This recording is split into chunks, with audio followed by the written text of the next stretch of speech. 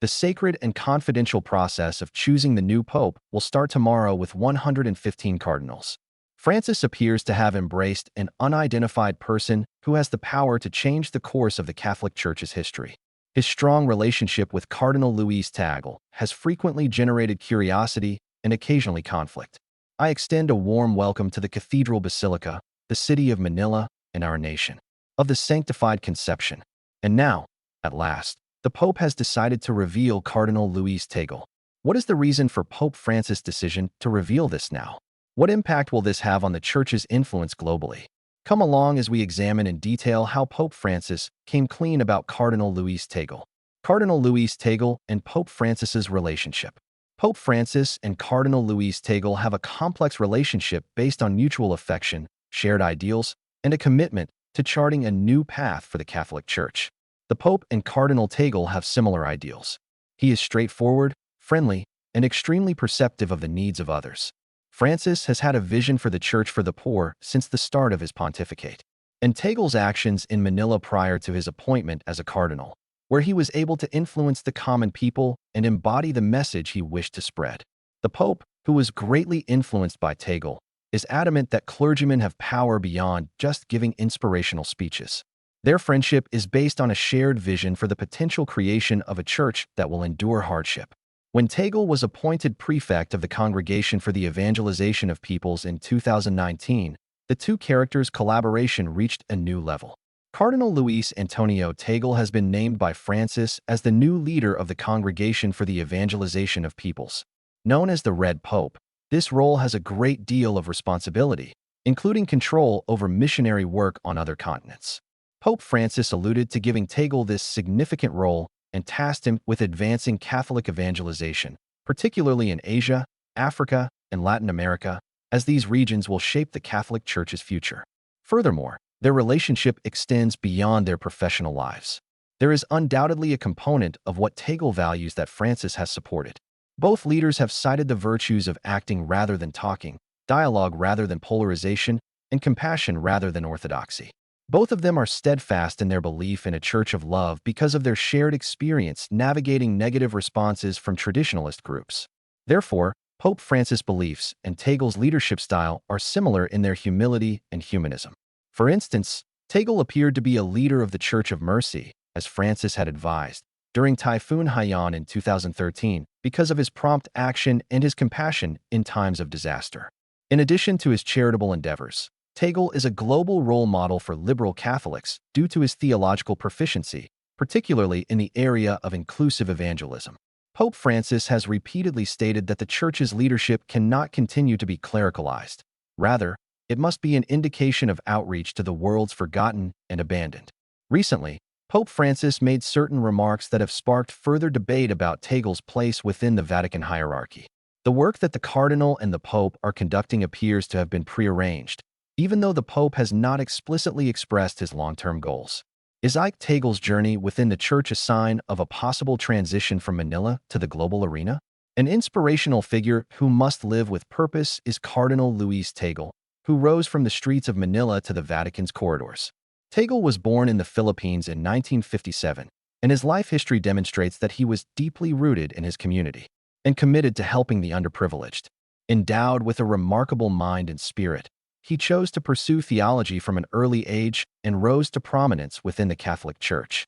The appointment of Tagle as Archbishop of Manila in 2011 marked the beginning of a legitimate leadership path. The appointment of Manila Archbishop Luis Antonio Tagle as cardinal is welcomed by Filipino employees abroad. Tagle's is added by a priest. Will be difficult. Tagle immediately took on the role of a reformist after taking over as head of one of the biggest Catholic dioceses in the world. He resisted the materialism and avarice that characterized the previous monarchs. Rather, he made an effort to return missionary work, a zeal for the realization of justice, and care for the Church and its members. Tagle's sermons are endearing and poignant, and was able to relate to the experiences of millions of people, which led to his immense popularity and the nickname Asia's Francis. Several promotions that demonstrated his growing influence within the Vatican led to his rise to international renown. As president of Caritas Internationalis, a Catholic charity in 165 nations, Tagle backed initiatives to combat hunger, poverty, and climate change. He was chosen to lead the evangelizing operations because of his alleged ability to facilitate understanding across various cultures and beliefs inside the church. In fact, it was a significant turning point when he was appointed prefect of the Congregation for the Evangelization of Peoples in 2019. His role placed him in the center of the church's mission to spread the gospel to everyone on the planet. Tagle was a great admirer of cultural diversity and eventually played a significant role in restructuring the church's evangelism strategies in non-Western nations, such as those in Asia and Africa. However, what does this level of popularity mean? His ability to operate in a globalized environment holds the key to the solution. Tagle has established himself as a leader thanks to these diplomatic strategies and a strong theological conviction. Has the ability to handle the complexity that the church faces. Speculation regarding Tagle's role at the Vatican is increasing along with his influence there. Is he going to get even more active, or may he perhaps run for the next pope? If true, what does a church that is led by Tagle look like? Church for the outcasts. Under Pope Francis' direction, the Catholic Church has changed its focus to include those on the periphery. This concept, which is frequently referred to as a church for the poor, has benefited from Cardinal Luis Tagle's support. Despite their capacity to profoundly change the social relations of the church, they are called together to promote justice, kindness, and compassion to society. Pope Francis' emphasis on the periphery, which he views as the sanctuary of the outcasts, serves as an example of these. In his capacity as president of Caritas Internationales, he has addressed the issues of climate change, managed anti-hunger initiatives, and given asylum to refugees. This, along with his ability to persuade people to take action and bargain for resources, has made him a significant figure in the church's charitable portfolios. One of the most crucial habits that President Tagle frequently emphasizes in his job is listening. You set yourself up for love if you pay attention, and those who are in love won't grow weary of hearing. In contrast to more traditional theories of vertical power dynamics, Tagle actively attempts to listen and appreciates dialogue, particularly the voices on the edges. However, there are certain issues with the focus on the margins. Critics of the church have noted that when its message is conveyed to society in this way, the social reasons are likely to prevail despite the church's beliefs. Pope Francis and his followers have come under fire from church critics for their excessive emphasis on political correctness, which they say is distorting traditional Catholic values. Cardinal Tagle and Pope Francis, however, have refused to back down because they understand that the church will lose its relevance if it does not address these and many other contemporary concerns. Tagle is able to assist in advancing the Pope's vision in addition to his humanitarian endeavors.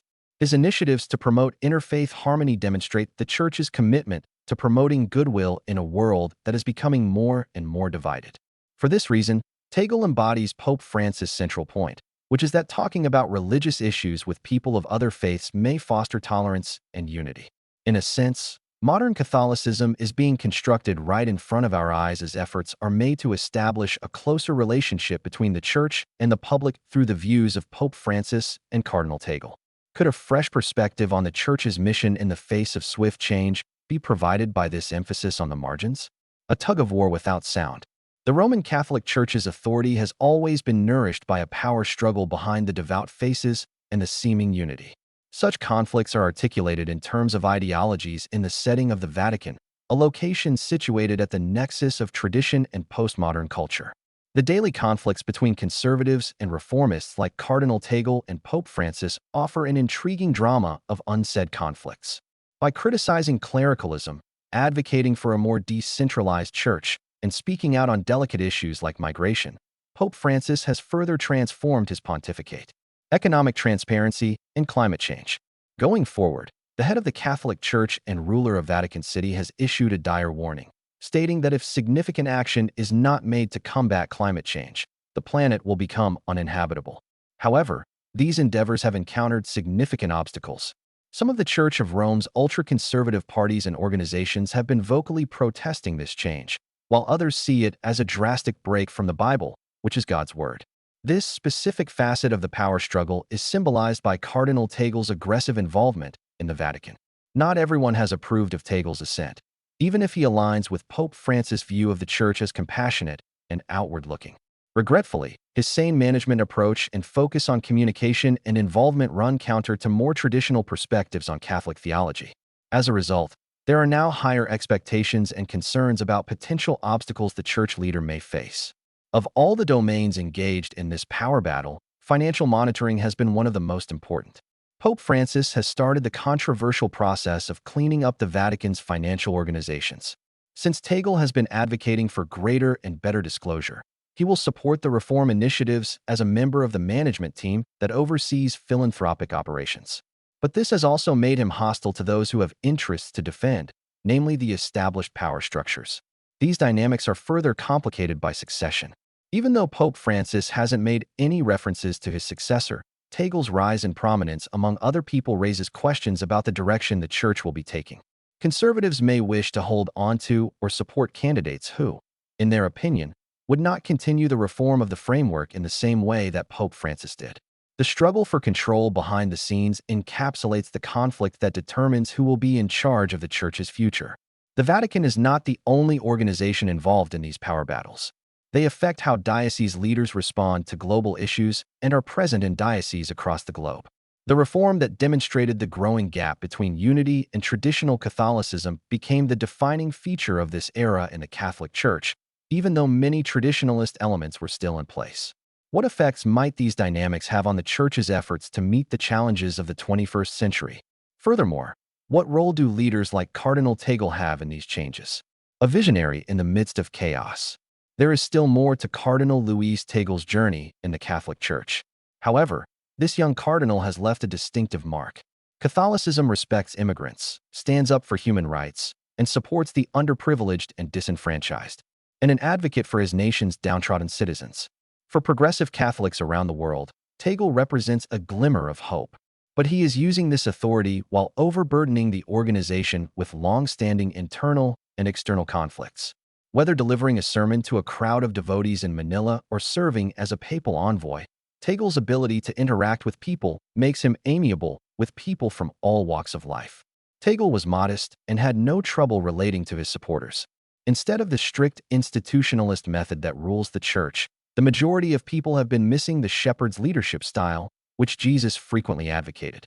In the new Catholic Church, Tagle has presented himself as a revolutionary by praising an open and expressive religion. But despite significant uncertainty, this legacy is being created. The number of faithful in Asia and Africa is continuously increasing, while the number of priests and other church representatives in Europe and North America continues to decline. Serving a large and diverse congregation is made more difficult by this demographic shift, which is both a strength and a weakness. Tagle is obviously sensitive to cultural differences and, being a non-Westerner himself, is well known in non-Western cultures, so he is in a good position to do this. Combining heritage with current trends is another distinctive aspect of the process guide that is credited to Tagle.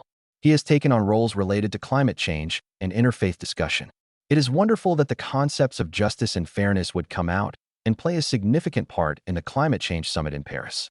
Social justice and other concerns have demonstrated a man's readiness to collaborate with modernity. However, there have also been some objections to this. As an indication of the tensions that define this era of Catholic power, conservatives within the Church have charged him with deviating from doctrinal issues. Tagle's legacy will be determined by his ability to balance these conflicting objectives. The question of leadership comes up because of the ongoing changes in the Catholic Church. In other words, it indicates that future leaders of the organization must continue the wonderful work that Pope Francis started.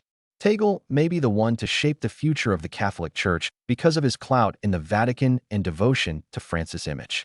But will such a large and typically divided congregation of Roman Catholics around the world be receptive to his vision? Cardinal Tagle's footsteps have received a lot of attention, yet they are still being built. He faces significant problems since he is in charge of an organization that must maintain order despite changing norms, regulations, and the surrounding environment at the same time as the rest of the world. He will be defined by his capacity to inspire optimism and serve as a catalyst for bringing people together. Can the new Catholic Church, one of healing, welcome, and revival, be heralded by his stewardship? Tagle's main opponent for the Pope's seat, Cardinal Pietro Parolin, is one of the more successful candidates among the many names that have been presumed to be in line to succeed Pope Francis. He is seen as Cardinal Luis Tagle's serious opponent. Parolin is the Secretary of State of the Vatican, a high-ranking official in charge of the Vatican's administration and diplomacy. In addition to being a cardinal, he has received extensive publicity, making him a front-runner for the position of pope. Prior to joining the Synod of Bishops, Parolin earned significant diplomatic experience and was well known for his conservative views, in contrast to Tagle, who is more of a reformist with a pastoral bent. His Italian origins suggest that he is from the center of the Catholic Church, which is struggling with contemporary social developments. Because of his work as Secretary of State and his ability to influence the Church through its intricate geopolitical relationships and maintain his influence globally, he has garnered the esteem of traditionalists. Parolin is seen as a genius who understands how to work with the ecclesiastical hierarchy, whereas Tagle is thought to be more peripheral. Another trait is that ever since he took office, he has organized and mediated a number of cliques within the Church. As a bridge builder, he has made every effort to satisfy the concerns of both sides, particularly by adopting a moderate stance in contentious situations. His ability to manipulate internal politics has won him over many who would rather see changes come gradually rather than all at once. Opponents contend, however, that his theories lack the originality necessary to address the difficulties the Church is currently facing in the age of global change. It is possible to view this dispute between Tagle and Parolin as a mirror of the inconsistencies within the contemporary Church. Parolin represents the conventional and diplomatic sensibility typical of the Vatican government, while Tagle emphasizes the postmodern vectors of leadership, forward-looking inclusivity, compassionate action, and people-centered orientation. Many individuals believe that these differences allow for basic questions about the Church's future course and the type of leader that would be best for it right now. The persistent dominance of Italian clergy in the Vatican administration is also demonstrated by Parolin's elevated profile. Europeans, primarily Italians, have traditionally held the position of pope.